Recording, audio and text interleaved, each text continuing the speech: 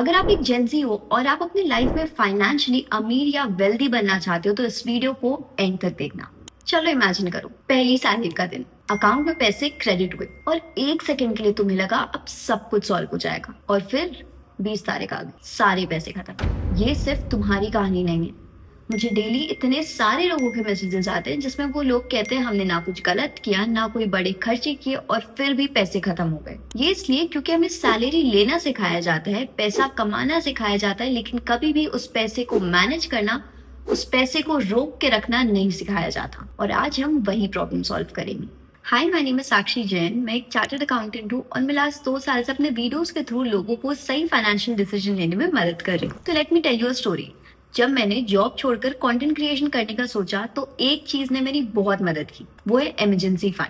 हाँ, मैंने बहुत लंबे टाइम तक जॉब नहीं किया था, लेकिन एक चीज मैंने बहुत सिस्टमैटिकली की थी, वो थी एक इमरजेंसी फंड बनाना, बिना ये जाने कि वो मुझे कब काम आएगा। और उसी ने मुझे रनवे दिया वो करने के लिए जो मैं आज कर रही हूँ। तो इस वीडियो में हम बस उस सिस्टम के बारे में ही बात करेंगे जो मुझे तब चाहिए था जब मैंने अपना पहला जॉब शुरू किया था।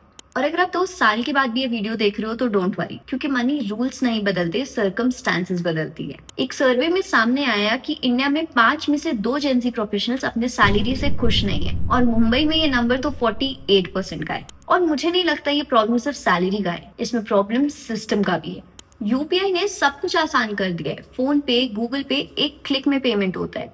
2025 में इंडिया में 22 बिलियन से ज्यादा यूपीआई ट्रांजैक्शंस हुए। अब सोचो, एक लड़का 22 इयर्स का फ्रेशली ग्रेजुएट पुणे में जॉब करता है, 30,000 सैलरी। अब उसे लगता है उसके लिए इनफ है, सारे खर्चे निकल जाएंगे, लेकिन 20 तक उसे समझ ही नहीं आता कि पैसे कहाँ गए। ये सब जाता है नेटफ्लिक्स, स्विगी और अनप्लान्ड स्पेंडिंग में। 199 यहाँ, 299 वहाँ। प्रॉब्लम है कि अलग अलग देखोगे तो ये अमाउंट छोटे लगते हैं, लेकिन साल भर में एक साथ देखोगे तो ये अमाउंट तुम्हें शॉक कर देगा। और फिर आता है गिल्ट, यार मुझे इन्वेस्टमेंट करना चाहिए था। But the truth is, system के बिना गिल्ट से भी कुछ नहीं होगा। तो मैं आज आपको एक सिंपल सिस्टम बताती हूँ, सीए अप्रूव, लाइफ टेस्टेड और प्लस विदाउट एनी जार्गन्स, एकदम सिंपल वर्ड्स में। तो मैं जेनजीज को 2 कैटेगरी में डिवाइड करूंगी। फर्स्ट, जो अपने पेरेंट्स के साथ रहते हैं, तो कोई फिक्स्ड बड़ा खर्चा नहीं होता है, मैं कैटेगरी ए में आती हूँ। और कैटेगरी बी, जो अकेले या फिर शेयर फ्लैट में रहते हैं, रेंट, बिल, ग्रोसरीज सब खुद की रिस्पॉन्सिबिलिटी। दोनों के लिए फ्रेमवर्क थोड़े अलग होंगे, लेकिन बेस सिस्टम सेम है। एक बार पॉज करो और नोटबुक और पेपर लेके आओ, फिर कैलकुलेटर खोलो और अपनी टेक होम सैलरी निकालो। टेक होम सैलरी मतलब वो सैलरी जो पीएफ और टीडीएस डिडक्ट होने के बाद एक्चुअली हमारे बैंक अकाउंट में आती है, और उसको इन 3 बकेट्स में डिवाइड करो। लेट्स से 100 रुपीज आया तो 50% नीड्स में जाएगा, मतलब रेंट, ईएमआई, ग्रोसरीज, वो चीज है जो तुम अवॉइड नहीं कर सकते हो। सेकंड, 30% जाएगा तुम्हारे वॉन्ट्स की तरफ, मतलब shopping, dining, eating out, weekend plans, basically वो सारी चीजें जो तुम्हारी लाइफ को इंजॉयबल बनाती है। और थर्ड, सेविंग्स, 20% जाएगा तुम्हारे वेल्थ बिल्डिंग की तरफ। सेविंग, इन्वेस्टमेंट, इमरजेंसी फंड्स, ये सारे हैं तुम्हारे फ्यूचर सेल्फ के लिए। ये फ्रेमवर्क मैंने लिया है एलिजाबेथ वॉर्न के ऑल योर वर्थ बुक से। तो तुम्हें बुक पढ़ने की जरूरत नहीं है, लेकिन अपनी सैलरी को इस रेशियो में डिवाइड करो अभी। अब कैटेगरी ए की बात करते हैं, जो अपने पेरेंट्स के साथ रहते हैं। ऑनेस्टली स्पीकिंग, ये तुम्हारे लिए सबसे बड़ा फाइनेंशियल एडवांटेज है। इसे वेस्ट मत करो, सीरियसली, क्योंकि तुम्हारे सारे खर्चे नेचुरली कम हो जाते हैं। इस पीरियड में अपने इन्वेस्टमेंट को एटलीस्ट 40% तक बढ़ा दो। तो तुम्हारे पहले 12 मंथ्स का प्लान ये होना चाहिए। सबसे पहले एक इमरजेंसी फंड बनाओ। अपने 3 महीने के खर्चे को एक हाई यील्ड सेविंग्स अकाउंट या फिर किसी लिक्विड म्यूचुअल फंड में पार्क कर दो। ये जेन्युइन इमरजेंसीज के लिए है, जैसे जॉब लॉस, मेडिकल इमरजेंसी या फिर कुछ अनएक्सपेक्टेड। अदरवाइज इसे टच मत करना। उसके साथ ही एसआईपी शुरू करो। ग्रो, ज़ेरोधा, आईएनडी मनी, काफी सारे प्लेटफॉर्म्स है, और आप 1000 रुपीज से भी इन्वेस्टमेंट स्टार्ट कर सकते हो। बिगनर्स के लिए निफ्टी 50 इंडेक्स फंड सबसे सेफ और प्रूवन स्टार्टिंग पॉइंट है। इसमें एक्सपेंस रेशियो बहुत कम होता है, 0.1 से 0.2%, मतलब आपके रिटर्न से ऑलमोस्ट कुछ नहीं जाता है आपके फीस में।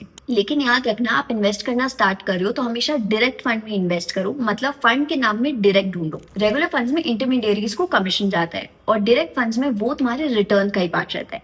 इसलिए अगर खुद से इन्वेस्टमेंट स्टार्ट कर रहे हो तो हमेशा डायरेक्ट फंड्स में ही इन्वेस्ट करो। आने वाले मंथ में एक हेल्थ इंश्योरेंस खरीद लेना। अगर तुम्हारी फैमिली तुम्हारे ऊपर डिपेंडेंट है तो एक टर्म इंश्योरेंस भी ले लेना। 1000 रुपीज के अंदर तुम्हें आराम से 1 करोड़ तक का कवर मिल जाता है। और हर बार जब भी तुम्हारी सैलरी बढ़े तो अपने इन्वेस्टमेंट को भी 10-15% से स्टेप अप करो। एक बहुत जरूरी बात बोल रही हूँ, अपने लाइफस्टाइल को सेम रखने की कोशिश करो।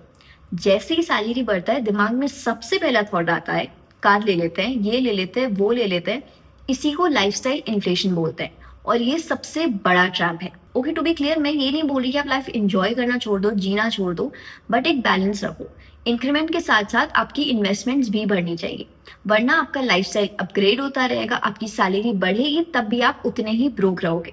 और ये एक चीज है जो जेन्युइनली वेल्दी लोगों को मिडिल क्लास से डिफरेंशिएट करती है। अगर अभी तक आपको ये वीडियो अच्छी लगी और आप फ्यूचर में ऐसी और वीडियोस देखना चाहते हो तो please like this video and subscribe to my channel. अब बात करते हैं कैटेगरी बी के बारे में, जो या तो अकेले या फिर शेयर्ड फ्लैट में रहते हैं। आई अंडरस्टैंड दैट ये जेन्युइनली टफ होता है। Rent, groceries, commute, electricity, salary का एक मेजर पोर्शन तो सर्वाइवल में ही निकल जाता है। और फिर जब कोई कहता है इन्वेस्ट करो तो ऑनेस्टली गुस्सा आता है, कहाँ से करूं? लेकिन रास्ता है और मैं वो बताऊंगी। दिल्ली, एनसीआर और मुंबई में 55% जेनजी प्रोफेशनल्स अपनी सैलरी से खुश नहीं है और इसका एक बहुत बड़ा रीजन है कॉस्ट ऑफ लिविंग। इसीलिए हर केस में मैं आपको 50-30-20 रूल फॉलो करने नहीं बोल सकती। तो हम इस कैटेगरी को भी 3 पार्ट में डिवाइड करेंगे। फर्स्ट, अगर आपकी सैलरी 30,000 से कम है, ये बेसिकली सर्वाइवल मोड है। अब इसमें मैं आपको 20% इन्वेस्ट करने नहीं बोल सकती क्योंकि प्रैक्टिकली ये बहुत डिफिकल्ट है। इसीलिए हम फॉलो करेंगे 70-20-10 rule. 70% goes for your needs, 20% wants and 10% for your investments, 10% for building wealth. इसे भी हम स्किप नहीं कर सकते क्योंकि इस स्टेज में हैबिट बिल्ड करना बहुत जरूरी है। सेकंड, अगर आपकी इनकम 30,000 से 60,000 के बीच में है तो फॉलो द 60-20-20 रूल। 60% नीड्स की तरफ, 20% want and 20% goes towards wealth building. और अगर अभी भी आपका खर्चा 60% में कवर नहीं हो रहा है तो मेरी बात मानो, एक काम करो, पीजी ढूंढो, रूममेट देखो और अपना रेंट का खर्चा कम करो। ये एक सिंगल बिगेस्ट लेवर है जिसे आप पुल कर सकते हो और अपने कॉस्ट को कम कर सकते हो। रेंट से अगर 5-10 हजार कम हो जाएगा तो पूरा मैथ्स चेंज हो जाएगा। और थर्ड कैटेगरी, अगर आपकी इनकम 60,000 से ज्यादा है then stick to the 50-30-20 rule. और जैसे ही आपकी सैलरी बढ़े अपने इन्वेस्टमेंट्स को भी बढ़ा दो। इनफैक्ट जब सैलरी बढ़ती है तो इंक्रीमेंट का एटलीस्ट 50% इन्वेस्ट करो। इमरजेंसी फंड्स कैटेगरी में और भी ज्यादा इंपॉर्टेंट हो जाता है क्योंकि अगर फंड्स नहीं होंगे तो एक इमरजेंसी आपको 18 से 24% तक का पर्सनल लोन लेने के लिए मजबूर कर देगी और ये हमें कभी नहीं करना है। इसीलिए इमरजेंसी फंड पे बहुत ज्यादा ध्यान दो। प्लस आप कैटेगरी ए में आते हो या कैटेगरी बी, अपने इन्वेस्टमेंट्स को ऑटोमेट कर दो। पहले इन्वेस्ट करो, फिर जो बचे उसी को स्पेंड करना। वॉरेन बफे ने कहा था, वो मत इन्वेस्ट करो जो स्पेंड करने के बाद बचता है, वो खर्च करो जो तुम्हारे इन्वेस्ट करने के बाद बचता है। एक नंबर बताती हूँ, ध्यान से सुनना। मान लो तुमने 22 ईयर की एज से 5,000 का एसआईपी स्टार्ट किया तो रिटायरमेंट के पास तुम्हारे पास 1,40,00,000 हो सकते हैं। लेकिन वहीं अगर तुमने इन्वेस्टमेंट डीले किया और सेम 5,000 रुपए 30 की एज से इन्वेस्ट करना स्टार्ट किया तो तुम्हारे पास होंगे सिर्फ 67 lakh rupees. Same amount, same discipline, सिर्फ 8 साल का फर्क और डिफरेंस 72 लाख रुपीज का। मैं इसे 8 ईयर टैक्स कहती हूँ। ये वो टैक्स नहीं जो तुम गवर्नमेंट को देते हो, ये वो टैक्स है जो तुम अपनी प्रोक्रेस्टिनेशन को देते हो। तो सबसे पहले तो ये मिथ छोड़ो कि थोड़ा ज्यादा कमाऊंगा फिर इन्वेस्ट करूंगा। 80% Indian salary professional paycheck to paycheck जीते हैं, चाहे सैलरी 20,000 हो या फिर 2 लाख रुपीज।